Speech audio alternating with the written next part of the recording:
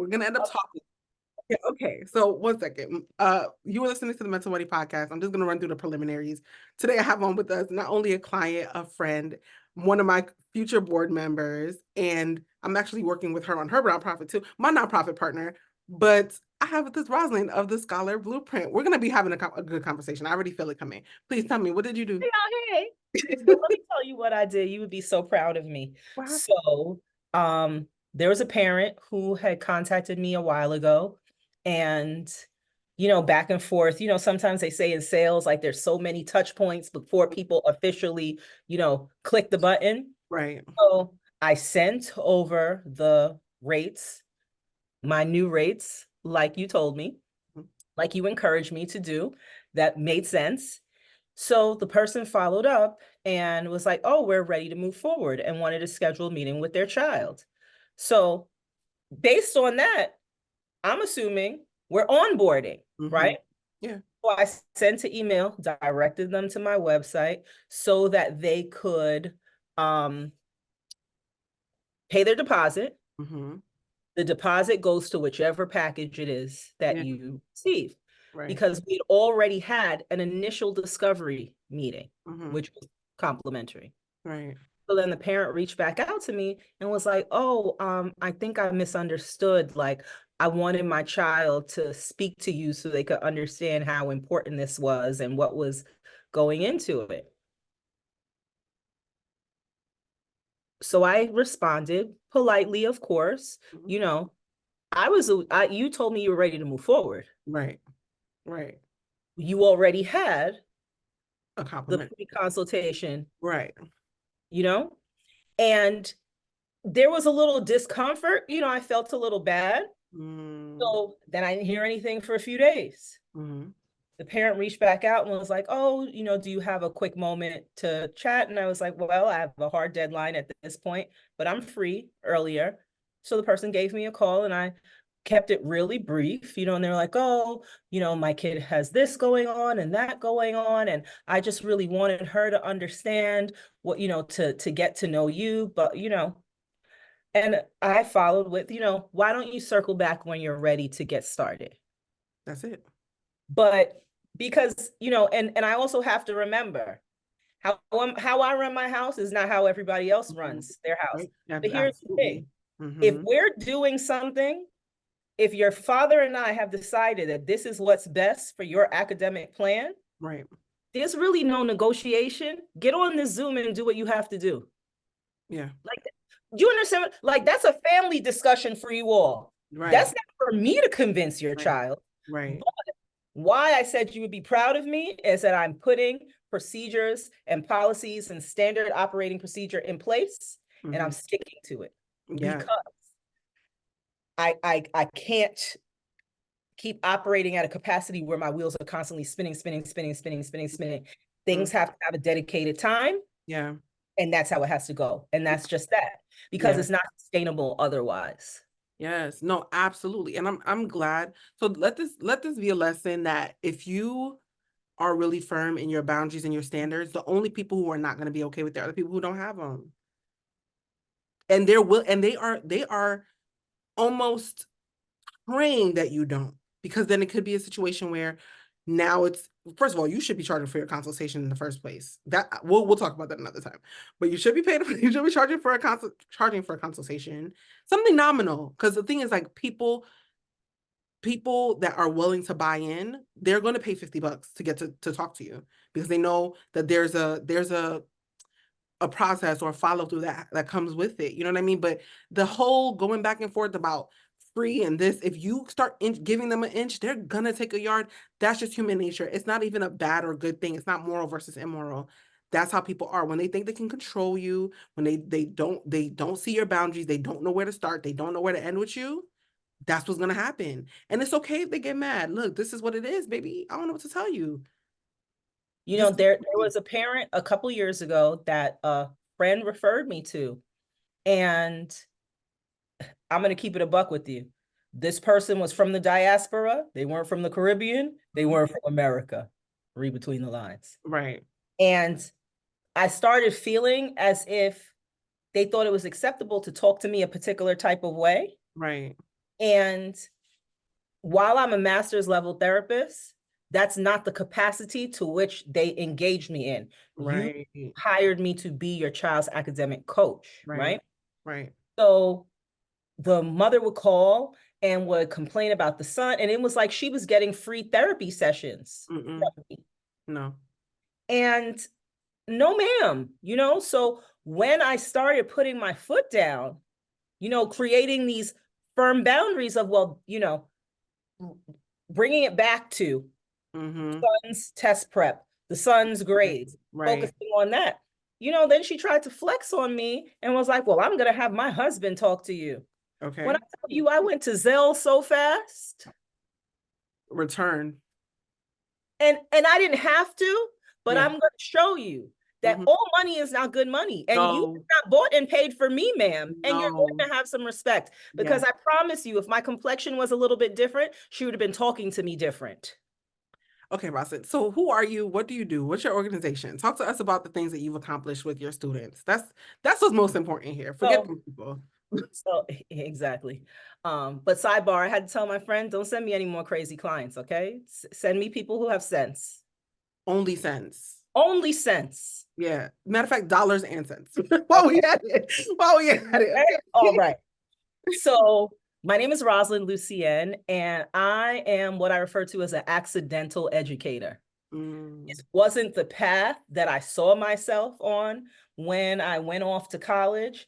However, there's a phrase, necessity breeds invention. Yeah. And I found myself in a place where my children weren't getting the opportunities and the educational experience that I didn't realize I was so fortunate to have as a child. And I know in my family, we have a belief that every generation is supposed to get better than the last one. Yep.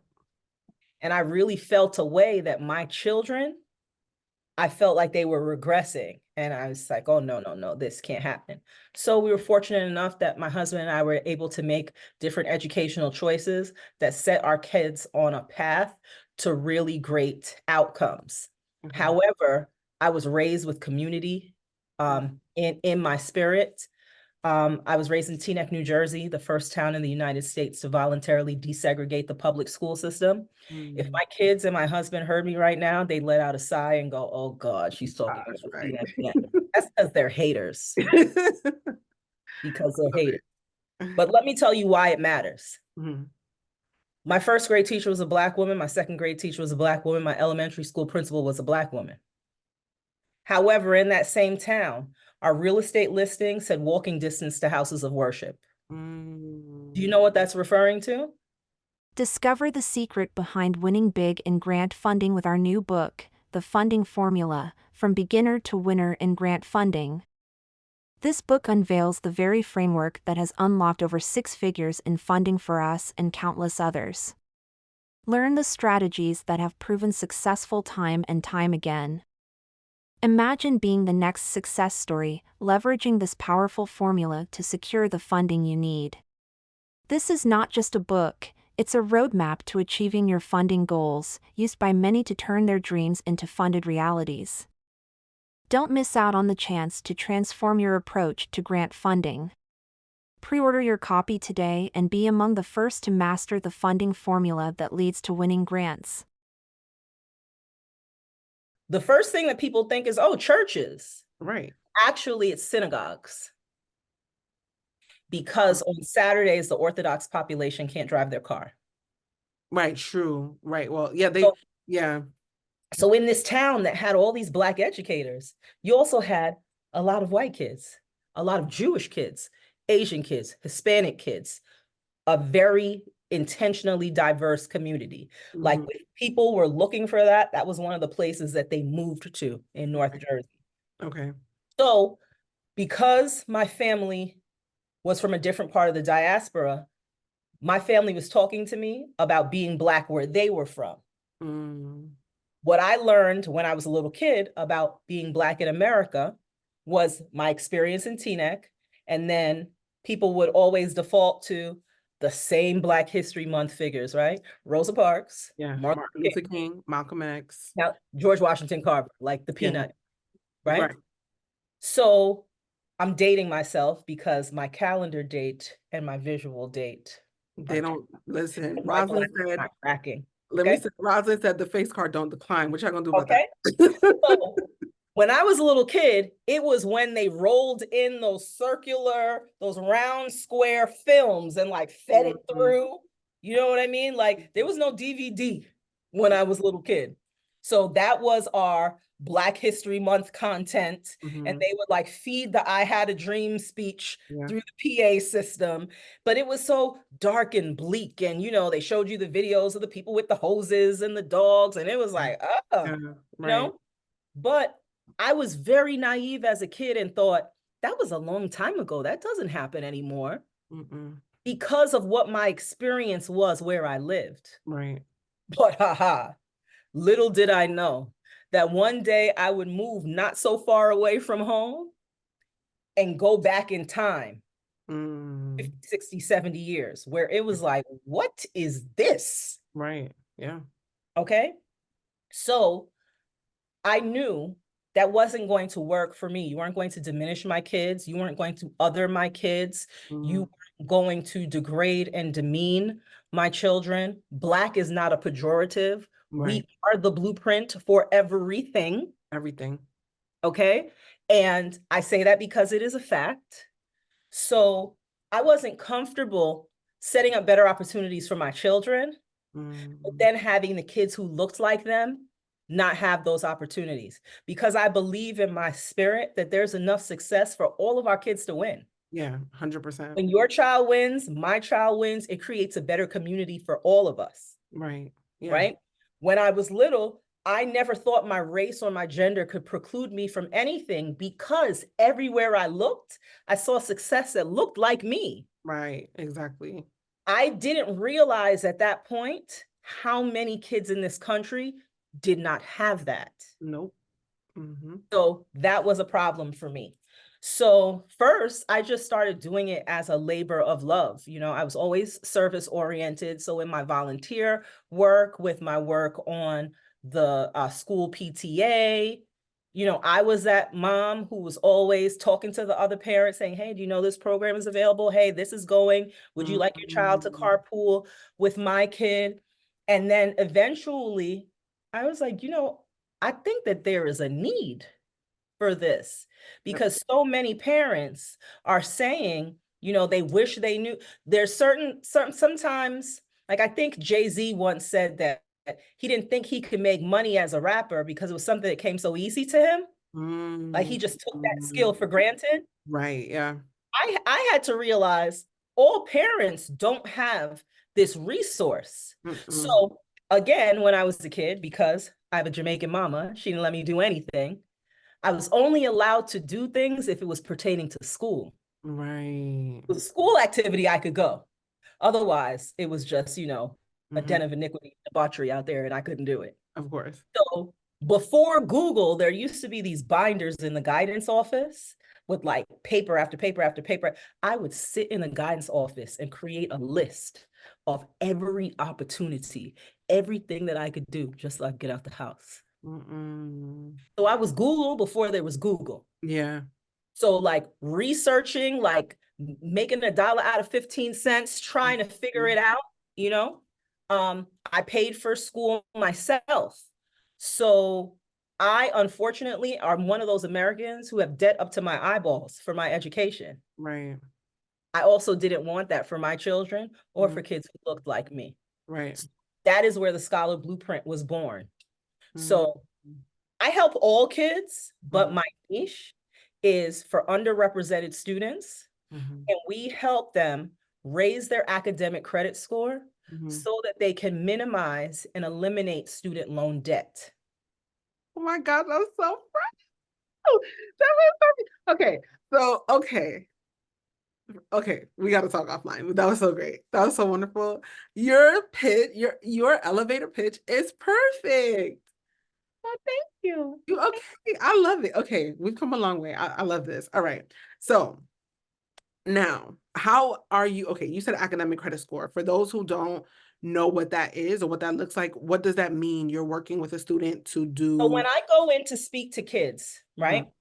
sometimes an organization will bring me in to talk to a group of ninth graders. And I'll ask them, if I told you that what you did in third period today would be directly correlated to how much debt you're in when you're 35, would you believe me? And then they look at me and they go, oh, Miss Rosalind, you're tripping, you're dragging it, that's cap, like, that's not true. Okay, let me show you a little lesson.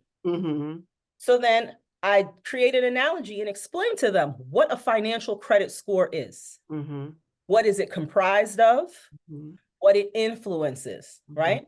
So I'm like, you can take two people who are 35 and they can both be going to finance the same car. One person can pay $400 a month. One person can pay $800 a month. Yeah. The difference is one person had a better credit score than the other. Right. Life costs you more when you do not understand credit and don't use it appropriately. Yeah, 100%. Yep. Right? When I was in college, they were out here passing out backpacks and water bottles for me to give people my government name and my social security number. Oh, you give me something for free? Here you go. Here you go. Not understanding, oh, you have to pay that back in a timely fashion. Right? So I wasn't the most responsible with credit when I first got into school. Right. Fast forward all these years later, my husband and I, and again, we were fortunate enough to be able to do so. But we told our kids, no credit cards, absolutely not. Right. Whatever you need, we will make sure you have your needs. And if there's something outside of that that you need, then, you know, you may have to get a summer job, save your money or what have you. But we're not playing the credit card game. Right. When our kids got to a certain point in school, we got each of them a credit card, used it for something nominal like Netflix. Yeah. So you're using it, you're paying it off. You're using it, you're paying it off. But it's reflecting that credit score is jumping like Jordan. Yep. All of our kids have over 700 credit scores. Period. Yep. Right out of undergrad. Right. So when you're in high school now, and you may not be a 4.0 kid, you might not be the kid who's in all AP classes, but you're trying, right? But when you were in 10th grade, you were a little smart aleck in class. You're the one with all the jokes. Teacher told you put away your phone. You wanted to stunt for the kids in class, talk back, not listen, right? But you got it together on the tail end on the way out. Some majors that you may be interested in, they dictate to you who has to write your recommendation. Right? Like if you're going to be a STEM major, they're going to want those STEM classes. Yeah, true. Very true. You can't want to be an engineer and talk about you're coming in here with your English and your art recommendation. That's not going to work. Doesn't matter, right? So imagine now that you have to go humble yourself and the teacher that you were so disrespectful to, the teacher that you never turned in your homework on time to, the teacher who offered after school help for you, but you said, nah, I'm good, I don't need that. Now that's the recommendation that you need. Right. How's that going to work out for you? Your score just dropped. Right. At any given time, I tell students, you need to be able to call on 3 adults for a short notice recommendation. If you can't think of 3 adults to give you a short notice recommendation, you got some work to do. Go out there and work on your reputation. Right. Go out there and build some relationships. Because you are a brand. And how you move, you would be surprised. There have been times that community partners have literally called me up. Someone called me up during 2020 and said, Rosalind, I got $20,000. I want to give out some scholarships. Who should I give it to? You think that I'm telling them to give the scholarship to the kid who's disrespectful? No, of course not. The kid who doesn't take advantage of opportunities? The kid who, when someone was offering free SAT prep, never showed up or didn't complete their homework? Right. I don't believe in wasting resource. I don't believe in hoarding opportunity, but I'm not going to squander an opportunity either. Right. Because there's somebody who wants that help and is going to use that help. Right. Right. But without fail, there's always a kid that doesn't take advantage of the opportunities being presented, doesn't want to come on the college tour, that's not costing their parent a thing, doesn't want to come to the career exploration event, none of that, doesn't want to do the studying that's going to raise their score to the point that it will open a host of other opportunities. Right. And then decisions start coming out. Every time. And they either get their feelings hurt and or don't get their top choice, end up going to schools that don't give good aid. Right. Yeah. And then they're blowing up my phone. Miss Rosalind, you said you had some scholarship opportunities. You know where I could get some scholarship money? I knew last fall, but you weren't paying attention. You weren't prepared. Right. Right? Or I'm going to keep it a buck with you. They're not accustomed to having someone who is an expert on education look like me. Boom. Yep. So they think that that counselor who is melanin deficient knows more than me. And they say, well, miss, my guidance counselor said that I should just go to community college because it's better for my family. Your guidance counselor don't like you. No. Your guidance counselor doesn't want to see you do better than they did. No. Now, let me be clear. There is a place for community college. There is. However, it is not a one size fits all for everybody, especially for children who have low income. Because you're going to have to take out money. If you have a high academic credit score, you need to be applying to schools that meet 100% of demonstrated need. You could end up going to one of the top schools in the country, costing you less than what that community college costs. But you don't know that because nobody told you that. Right. Crazy. You don't know that because you don't listen, because you're not coachable. That's another piece of your academic credit score. Are you coachable?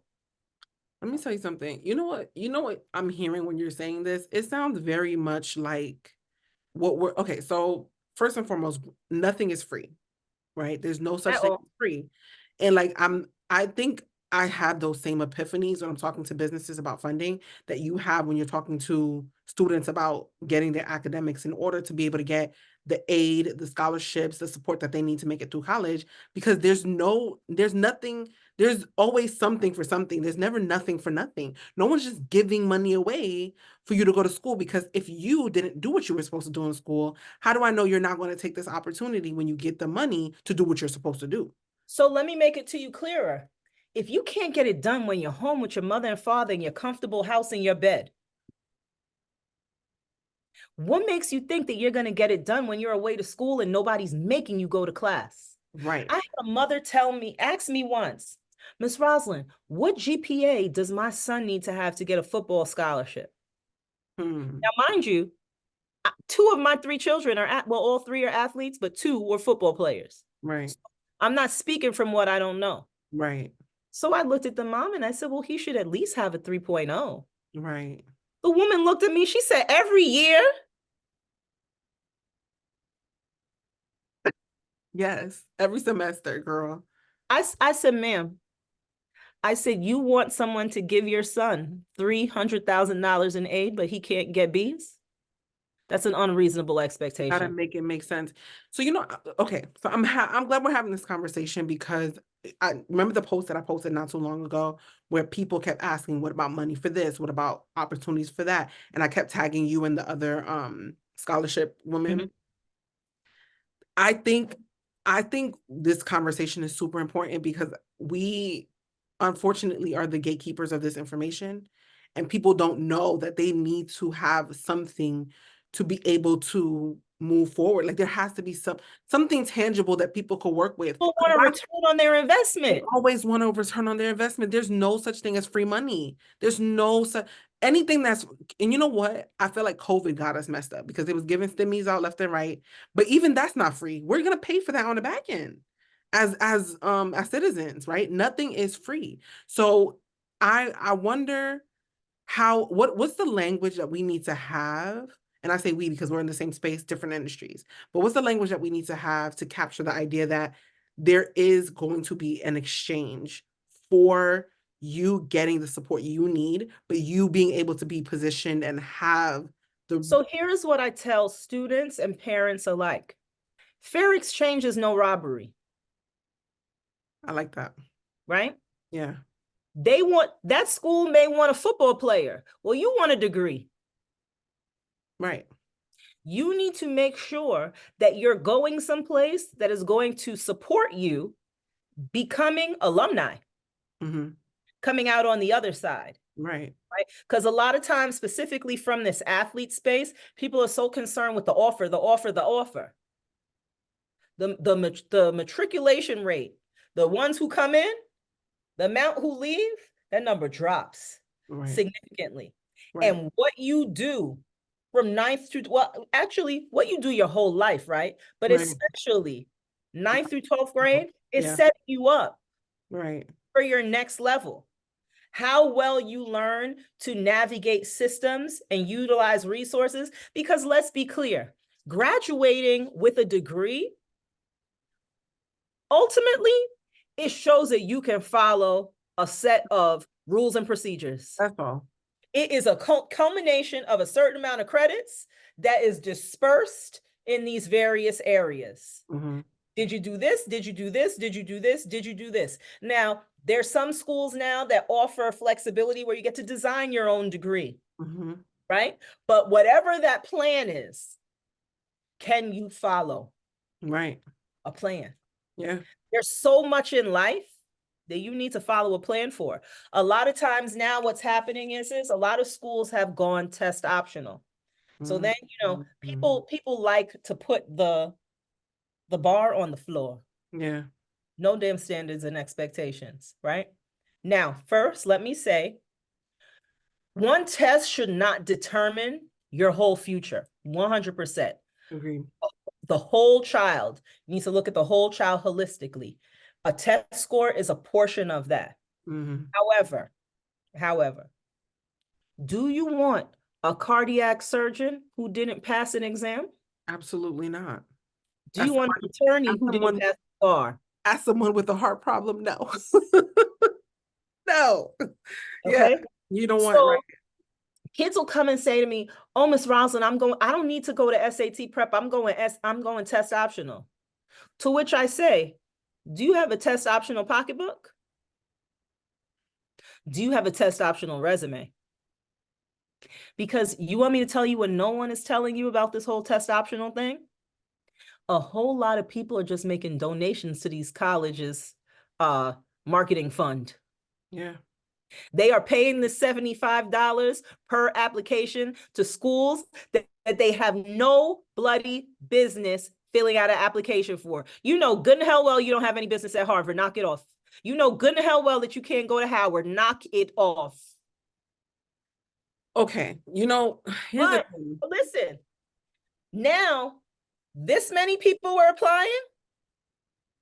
Now this many people are applying. The competition just became... You're just creating logjam. Right. Yeah. Right? Yeah. But if you prepared, because guess what? The same way that these kids can play these video games and they have the cheat codes for the video games and they know how to get to this level and this level and this level, guess what? The SAT is the same test every time. They change those numbers around.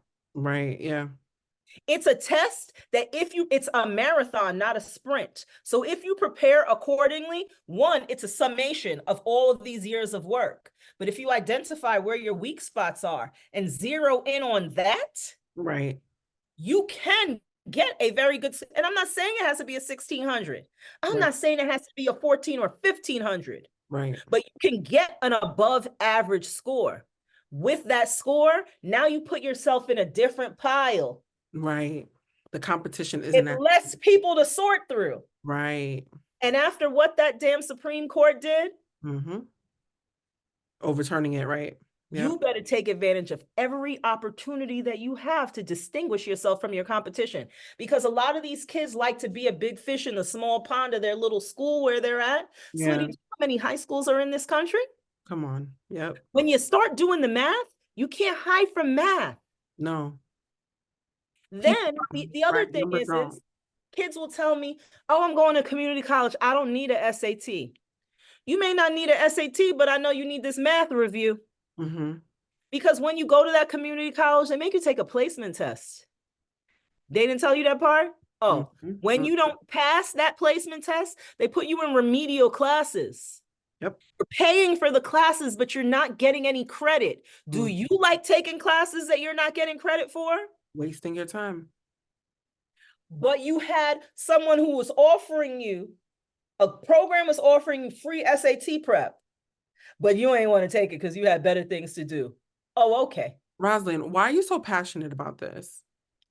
Because if we, first of all, brick by brick, they are trying to turn back the hands of time and undo the little bit of progress that we had. That's a problem. Yeah.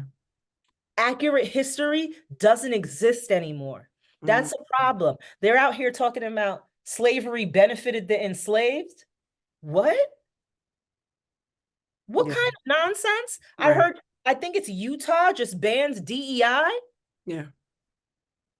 And this belief that somebody's out here handing out cookies to Black people just because they're Black, like we're just getting stuff just because. Nobody's out here giving anything to Black people that they haven't earned. Please understand. What they just did to Claudine Gay at Harvard, that had nothing to do with plagiarism. No. Yeah. That was a well-orchestrated attack against that woman.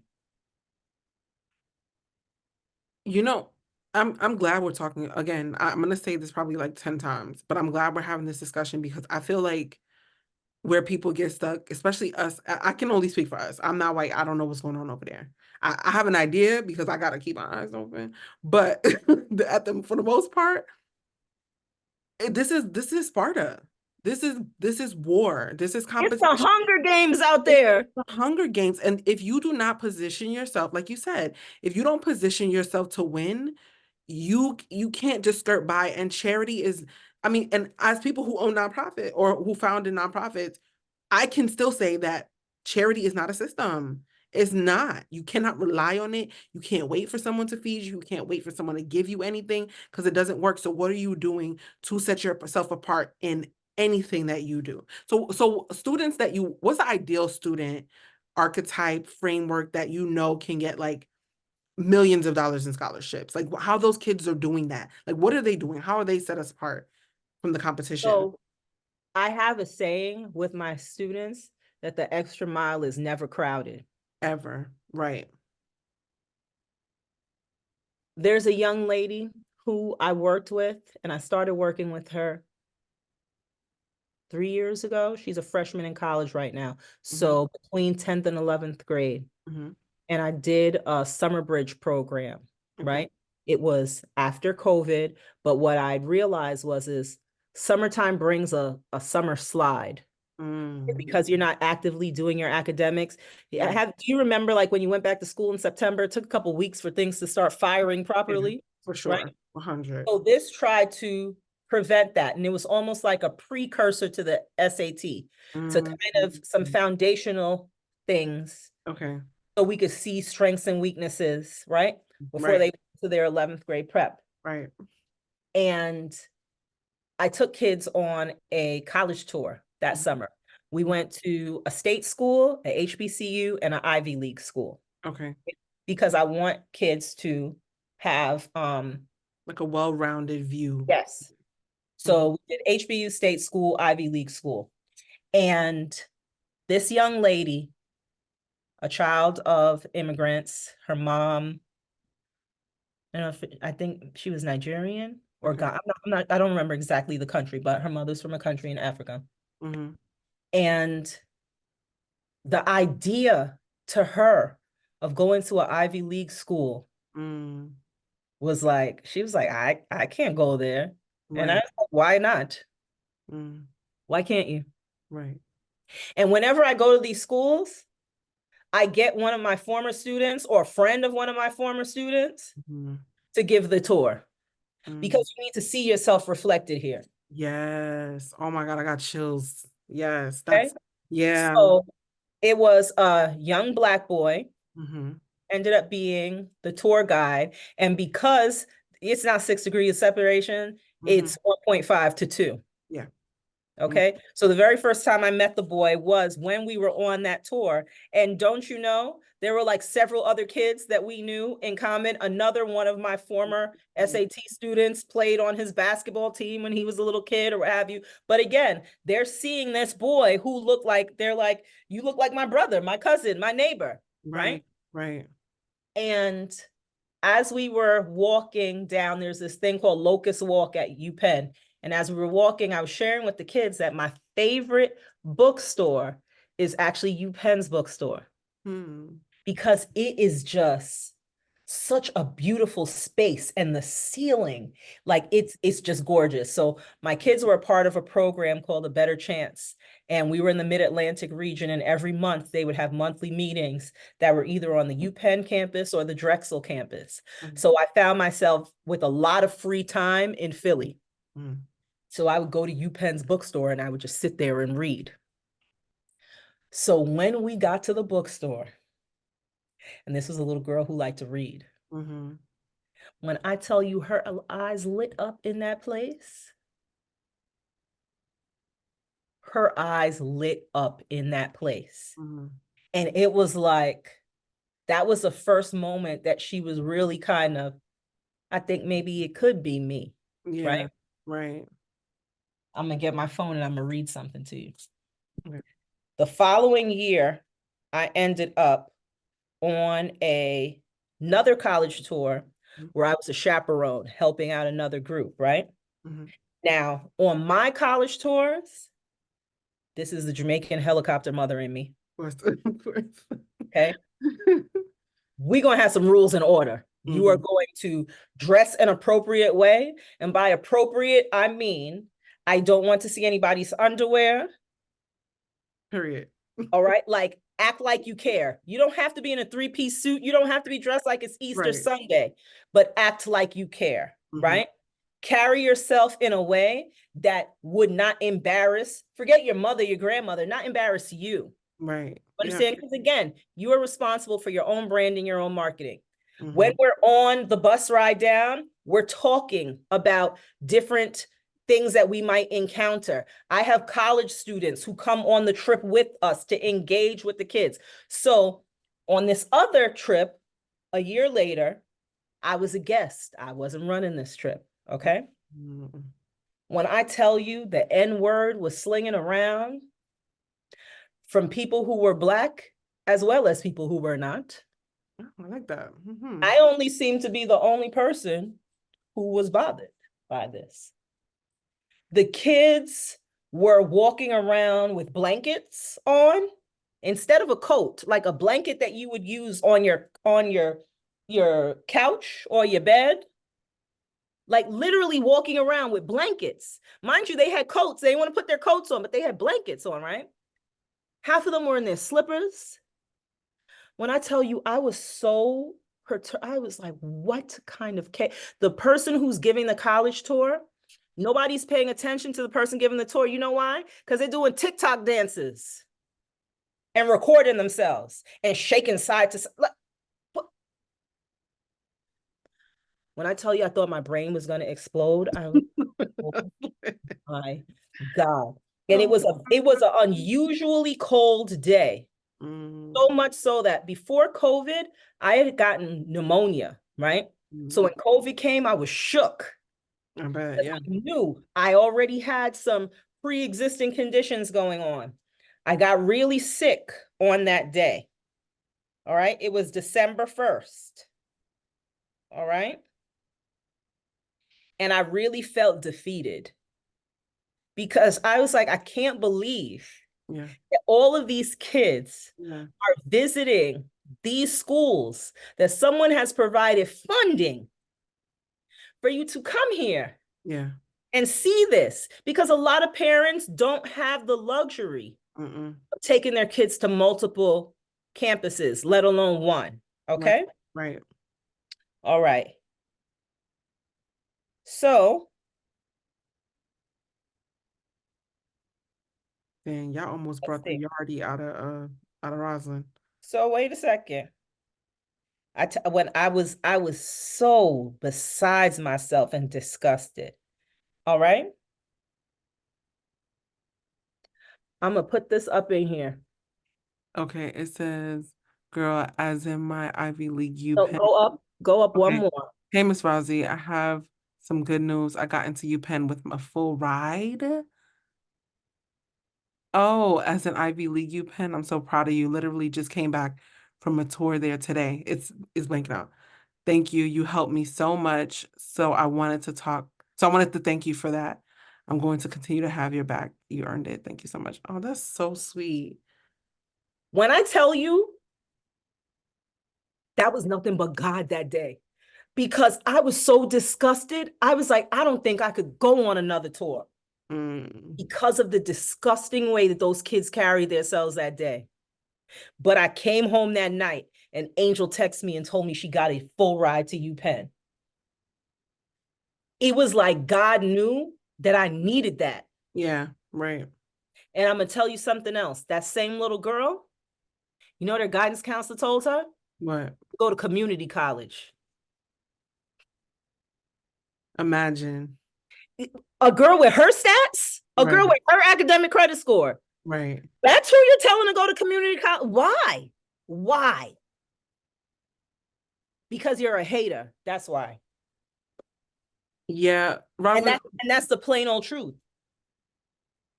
Yeah, you have done some amazing work in the community for these kids, and I can see why you're so passionate about it. But at the same time, like and I'm not defending those kids because it's just I don't know them, right?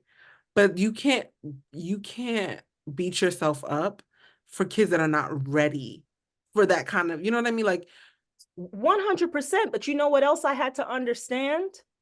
And I am not education's Jesus. I am not the savior, right? But I do believe that children will rise or fall to expectations. And if you do not set a standard for them, yeah. Right. Because again, adolescence is a trying time in general.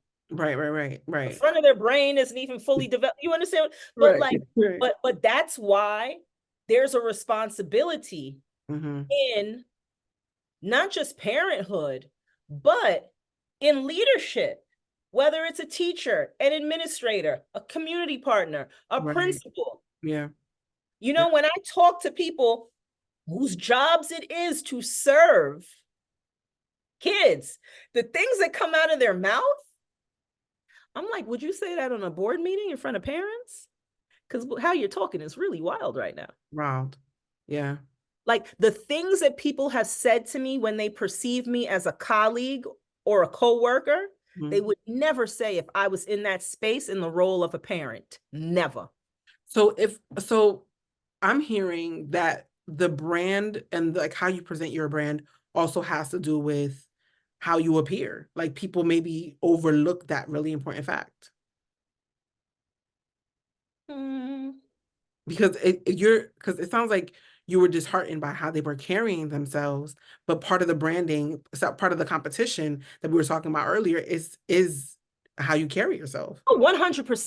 And here's the thing. One of those kids, several of those kids of that group, there's greatness in there. Right, yeah. But you want to know when they're going to realize it? When they've missed their moment and they're doing the second go rounds. Right. When they're adults who are paying bills, who are parenting someone, right, who are struggling when they realize just how hard life is out there. Because there is a place for community college. There is a place for trades. Lord knows there's a place for trades because the amount of money I have to pay the electrician or the plumber, Yeah, true. Yeah. So, but when kids try to hit me with, last week a kid told me, oh, I'm not staying for SAT prep, I'm going to trade school. I say, you want the people's house to break down? I say, you don't want to make sure that you know that 2 + 2 is 4? Right. You don't want to make sure that when you go to Lowe's to buy your equipment that they're not robbing you, that you know how to calculate square footage? Right, Like right. this idea that these skills don't translate. I don't care if you take the SAT prep or not, but you need to fine tune your skills. And Right. even if you want to be a trade, do you want to be the worker or the boss? Because that's a different quality of life. Oh, girl, that we can't have that conversation right now. But someone needs to have the conversation with kids who look like us. Right. Because True. that's how you end up Mm-hmm. doing back-breaking labor for the rest of your life, For someone who, wishing that you had taken a different turn. yeah, true. Because you can be the laborer or you can be the head contractor. Which one you want to be? Right. True. But you only know what you know. So the other side of me is my nonprofit, the Thrive Hub. Mm-hmm. Because what I also came to understand more as I was closer, getting a front row seat with my kids and their peers, you can't just drop Black and brown kids into spaces they've never been before and not provide them supports and resources. Yeah, 100%. And it's not just to get to college, it's to successfully get through, come out on the other side whole, healthy and whole, Mm-hmm. and springboard your life without a noose of debt. Right. Right?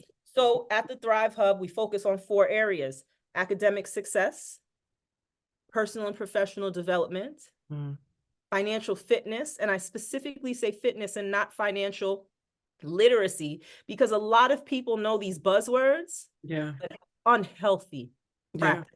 Yeah. Right. Yep. Right? For example, you're paying for DoorDash from Wendy's when you could just walk around the corner to go get it right there. Yeah. Right. How much did that You're paying money for Wendy's or McDonald's. You could have sat in a restaurant for that rate. You could have sat at a Fridays or a Applebee's or a. Right. Yeah. But this disconnect, right? Where we just want everything super, super fast. Do you have a bank account that can support that? Do you know what saving is? Right. But then the 4th part is physical and mental health. So you can have a 4.0 GPA, but be riddled with anxiety and depression. That's not helpful. No. Right? You can graduate from the top school. I know kids graduating from Harvard who ain't had an internship, who can't find a job. Why is that? What did you do for the time that you were there? You ain't the only one graduating from Harvard. Right. You got to build relationships, network. But again, we're in this digital world that has given us so much access, but simultaneously isolated our kids. So they lack the soft skills that are needed to be successful in life. Right. They don't know about personal and professional development. They don't know about getting a mentor. Right. I ask the kids, who are your board of directors? You are an entity. Who are the people that you go to? Yeah. For advice? And let me tell you something. Sometimes your own family, you need to mute them. Parents not gonna like that part. No, they're not. But they'll be all right because they don't know. Because there are a lot of times that I know myself personally, I've heard, why are you doing that? That's for white people. Why are you sending your kid there? First of all, white does not equal better. Black is not a pejorative. Let me be clear. But 2, I'm not putting any limitations on myself or my children. Right. Somebody had to be the first person to do something. Right. True. Yeah. You know what? I have a question for you. So how we met was that we were both looking for opportunities around our businesses, right? These are your businesses, right? Based on everything that you've learned through not only providing help for students, you have a nonprofit that you're consistently looking for funding for. How do you apply some of the things that we talked about, experiences that we have, to now looking for funding for your business? So I regularly engage with, so I've built a group of professionals that I feel model and mirror what I do with my students. Right. Good. So like my business crew, my business colleagues, we don't gatekeep. Mm-hmm. Yeah. It's, girl, did you know there was this program? Hey, I found out about this. Hey, let me send this over to you, right? Right. Because the goal is to work smarter and not harder. Right. How efficient can we be? Mm-hmm. And every year, like being very, very intentional about there's only so much time in the day. Mm-hmm. So while I have these goals and dreams and things that I want to do, I need to find ways every day to get better. Right. Right. And ever since, for like the past 2 years, to be completely honest, really ever since COVID, like COVID had me shook in so many ways. Mm-hmm. Because sometimes I still feel like we're still playing catch up. Right. True. I feel like the schedules are so packed, so because we're making up for this time. Mm-hmm. But I also really, really know that life is short and it's fleeting. And while I'm here, I'm going to do as much good as I can. And I want to leave a legacy for my children that I can be proud of. Okay. Right. But when I intentionally look back, oh, my vision board is downstairs. When I look at my vision board from each of the previous years, Mm-hmm. like I'm so proud when I can say, oh, you did that, like, okay. And then I look at what I accomplished and then I say, how can I elevate this year? Right. Where do I need to go? What are my strengths and weaknesses? What do I have to improve on? So I learn from the kids as much as they're learning from me. Right. Yeah. Because learning doesn't ever stop. Right. This formula with the kids, it's a formula for life. 100%. Yeah. It can be applied to school. It can be applied to your business. It can be applied to parenting. It can be applied to relationships. It can be applied to your later years. Yeah. But it literally is controlling what you can control and imparting as many healthy practices as possible, because there are things that are out of our control. 100%. But chaos magnifies that. You can't thrive in chaos. Can't thrive in chaos. No, that's for sure.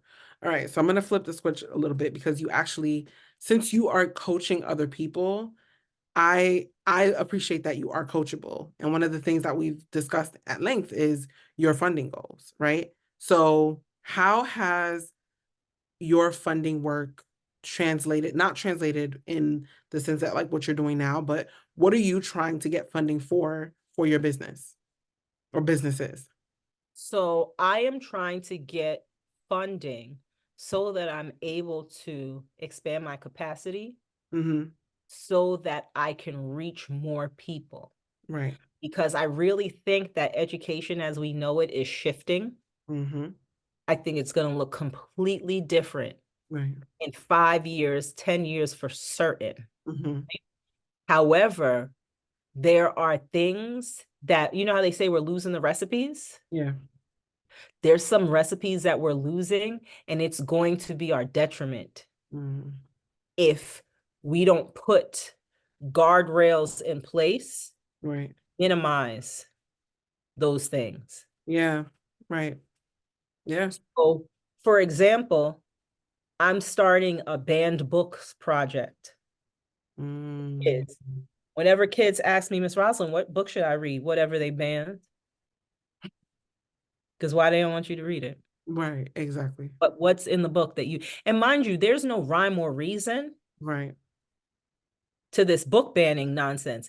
And what's further disgusting is, do you remember the Scholastic Book Fair papers that we'd get when we were little? Do you know that the parents now can opt out of diversity books?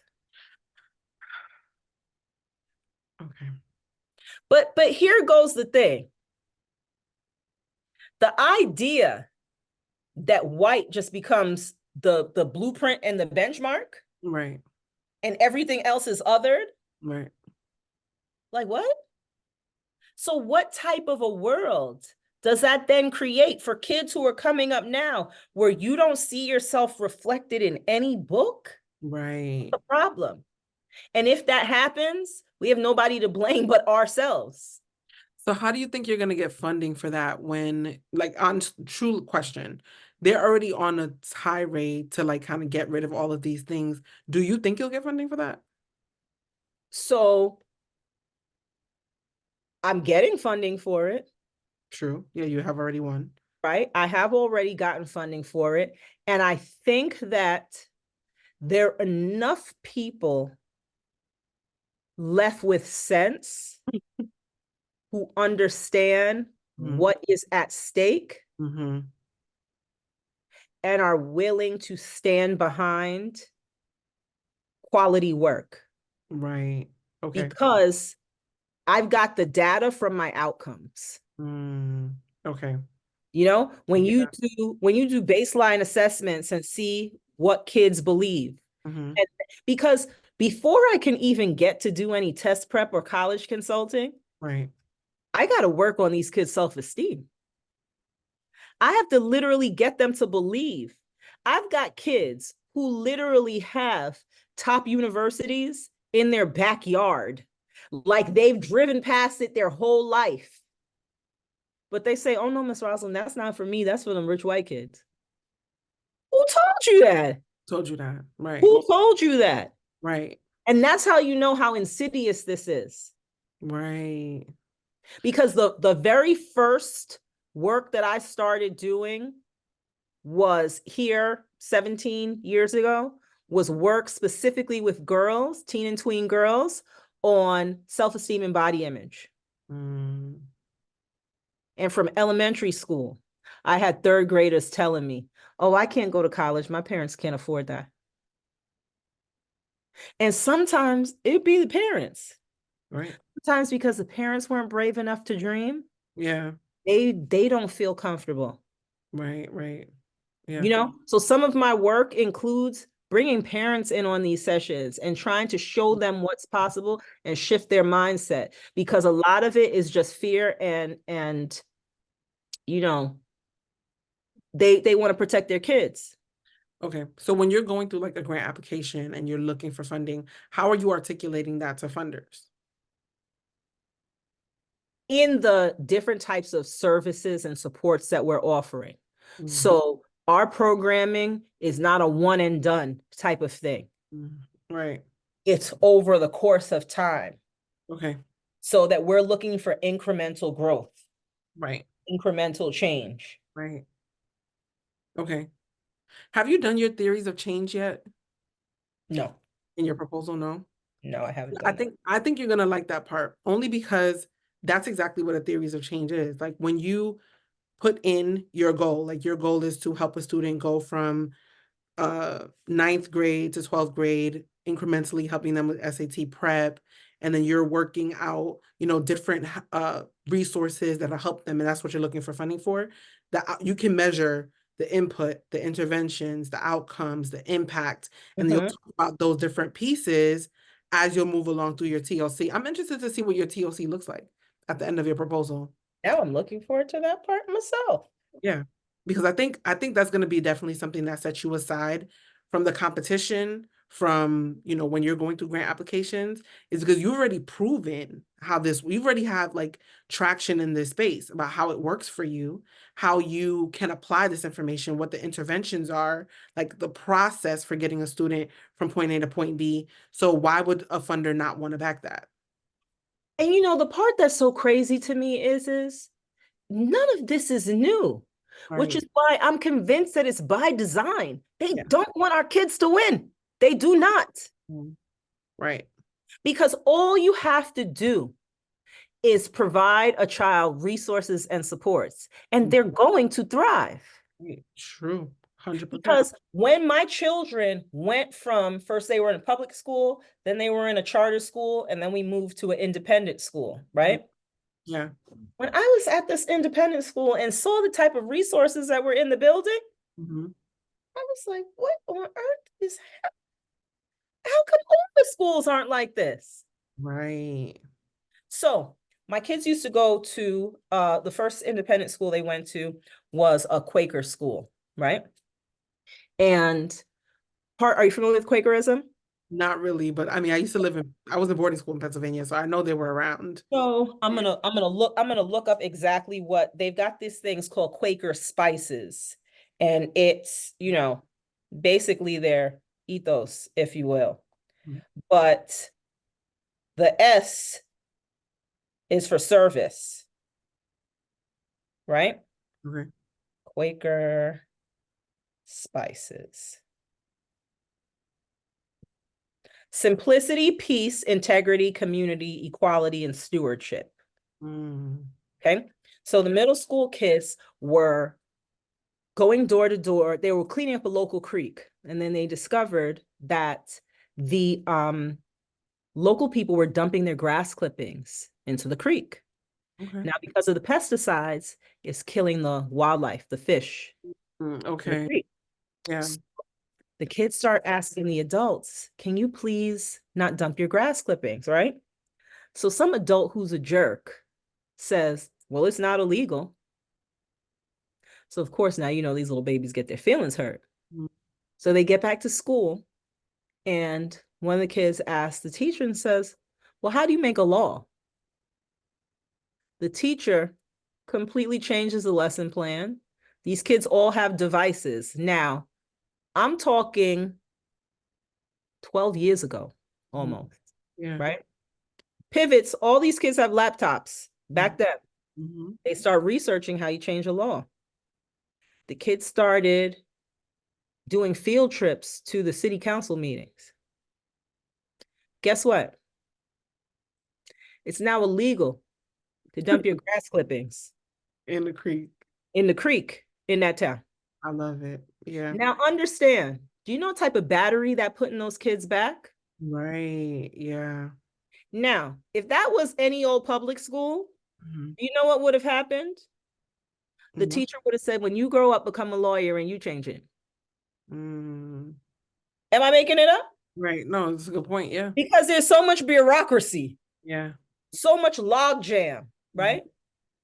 So the next year, when as this was happening, my kids were coming in on the tail end. The next year, the kids are pumped. They're like, oh, what else can we change?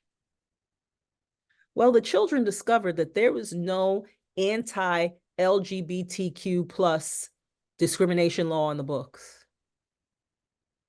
There is now. There is now. And my kid's name is on the law. I love that. What does that do for you Right. as a middle school child when you Right. think of possibilities, Right. what you can and can't do, who you can and can't be? Right. Because in these schools, the way that discipline is merited out, who Mm-hmm. gets grace and favor and who gets in-school suspension, expulsion, and out-of-school suspension, you're sending a message as to who is worthy and who is not. Yeah. Very true. Right? Yeah. Yeah. But meanwhile, over there at that school over there where they got these endowments and resources, the kids are allowed to be their whole full selves and aren't pigeonholed into, well, this is what we're going to do today, and that's what we're going to do today. And you know that already. Oh, well, because we're still doing it today. Yeah. Honestly, this is one of the reasons why when we first spoke, I realized that we're not in the same space industry-wise, but we have the same, like almost eerily the same approach to things, because that's exactly how I feel about funding, Rosalind. Like, I should not have 6 figures in funding. According to what larger society says, I should never have gotten up to 200,000 plus in money, non-dilutive funding I never have to pay back to fund businesses and support my objectives and my goals, and to be able to experiment and create new. There's no such thing, right? But you've experienced a great education as a child, had these resources, had these things, and now are creating them for other people. I saw that alignment. I 100% feel your passion. And this is why I was like, you know what? I need you to be in the funding formula. I need you to be able to have the language that you want your kids to be able to have that same language and talk to funders about it and say, hey, this is why this needs to be backed. We've done our SWOT. We've done our business need. We've done our research. We have our projections. Here, give me the money. I haven't even gotten all the way through the funding formula yet, but have implemented different pieces already that have streamlined things for me. Good. Where I'm like, oh my God, a year ago I was struggling. This would have taken me forever. Right. And I'm literally like churning things out because there's been again, standard operating procedure of, okay, I need this, saving each of my applications so that I'm not building from scratch. Right. Yeah. Same thing with students with their scholarships. You don't need to make a new scholarship essay every time. No. You can take this thing and cut, and it's your work. It's not plagiarism. It's yours. Right. Yeah. 100%. Just rework it. Yeah. Edit. Yeah. There's a formula with parents where, like, look, your child is keeping their grades up. They're doing their extracurricular activities. They're visiting campuses. They're doing these applications. It's in your best interest to join this team and help with these scholarship applications. Yeah, absolutely. When it was my daughter, because guess what? The bottom line is her getting money helped me and her father. Absolutely. 100%. Yeah. Okay. So I would send her, because she was away at boarding school, I would send her the essay prompt. I need this essay by this date and this time. The rest of the application, all the demographics, I filled it out, got whatever attachments we needed, made sure it got to the post office, was time and date stamped. How much has your daughter done in scholarships? My daughter's degree cost $300,000 and she doesn't owe 30. I love it.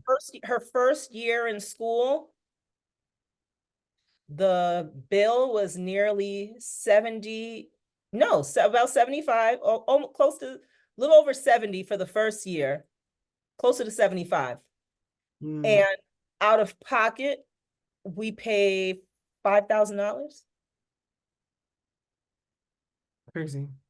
And we don't qualify for a Pell, nothing, a No, perk, none of that. No, right. However, she was able to have those opportunities because of her academic credit score. Because if she had gone to Joe Schmo State University, it wouldn't have worked out like that because it would have cost us more money. Because those schools do not have the same type of funding structure. And I'm going to say something that a lot of people may not like, but I'm going to say it though. First of all, 1 year at a HBCU can undo 12 years of the K through 12 school system. Please. However, there's something to be said about being nurtured and being taught to by people who look like you and are invested in your future. You cannot teach what you don't love. You cannot teach what you are afraid of. That's just a fact. That's interesting. I believe that in my heart of hearts. However, at the same time, if every single one of our kids went to enroll at a HBCU, there's not enough room there. There's not enough room, right? So that whole PWI, HBCU thing, I don't like that conversation because there isn't a comparison. Right. PWI is never going to be a HBCU. It's just not, right? But there is community to be found at PWIs. Right.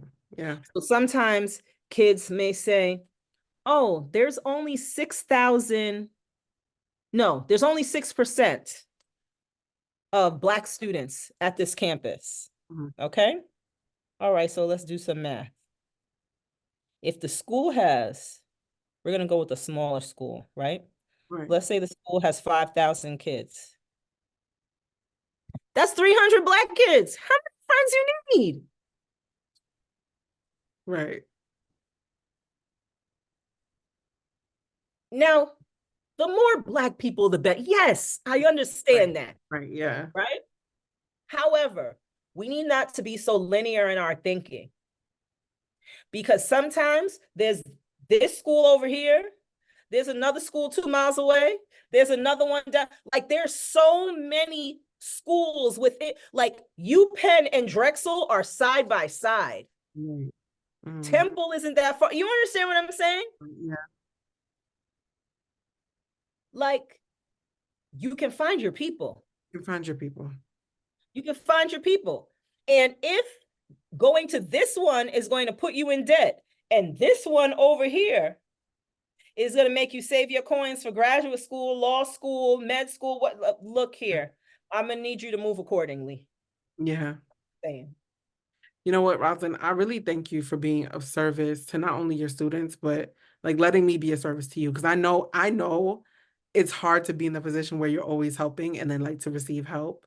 So I'm happy, and I know your funding goals are going to continue to be met because you're in position for it. You're doing all the things that are needed. I wanted this opportunity to be not only us talking about how we are working together, but also just making sure that people understand what options are available to them. Like this is competition. This is you being able to understand where you stand and what your opportunities are as far as students are concerned. So what would you say is the most important thing you want students to know before we go? Like what's the one thing, especially as it pertains to like working with you? So one, I meet kids where they are. And your action plan is your action plan. It's not your friends, it's not your sisters, it's not your mother, it's not the girl who got the scholarship last year. It's what is for you is for you. Yeah, 100%. And as long as you do your part, that's all that you can do. You know, we recently released an ebook. Where is mine? We recently released an ebook on navigating the college acceptance, the college list process, right? Yeah.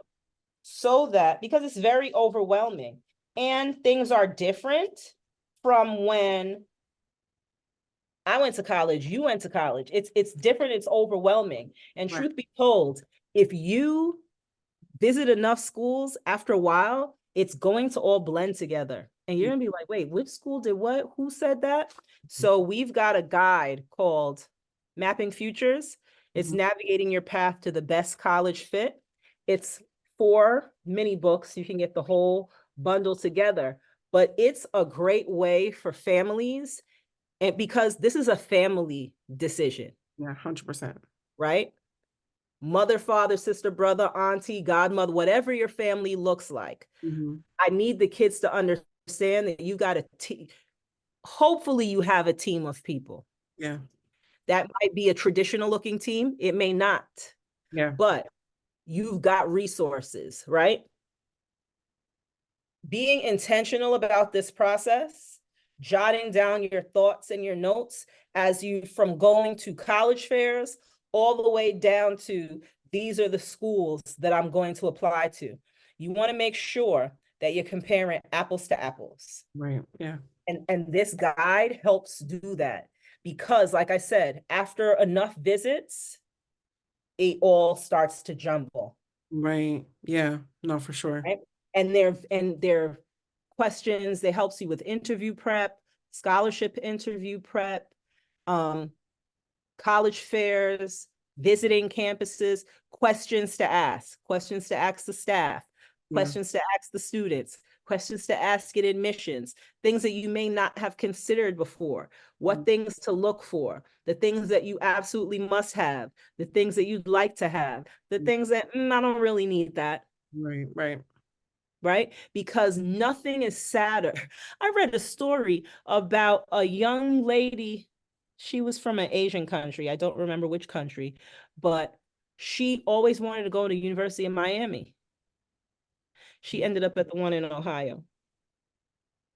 Oh, speaking of which, have you thought or considered providing or extending services to undocumented people or like immigrants or migrants come in? Because that's like a really big need right now. So it's interesting that you say that because I had a student that I was working with for years, right? And he was outstanding. And we get to senior year. So I'm like, what's that college list looking like? Where are we applying? Right. So he says, oh, Miss Roz, I'm just going to go to the community college. He texts me. So Mm. I responded back. I said, what have we been working for? I was like, are you kidding me? Right. So he says, I got to tell you something. He was undocumented. Mm. And I said to him, sweetie, you're not the first and you won't be the last. Right. Guess who's graduating this spring? Guess who got him extra money? I like And that. ironically, last summer, I got him an internship and explained to the organization, look, there's, something going on here, but outstanding student, outstanding candidate. I ended up running into him over Christmas break. And my son is who recognized him first because we went into this food hall to pick something up. Mhm. And he said, Miss Roz, remember when I told you I was going to go to community college and you told me to knock it off and to still submit my application? Mm-hmm.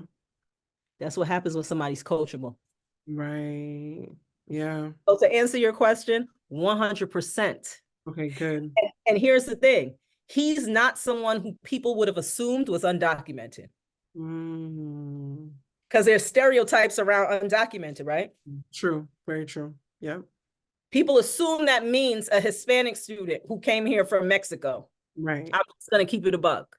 Right. No, that's America for you. Yeah. Right?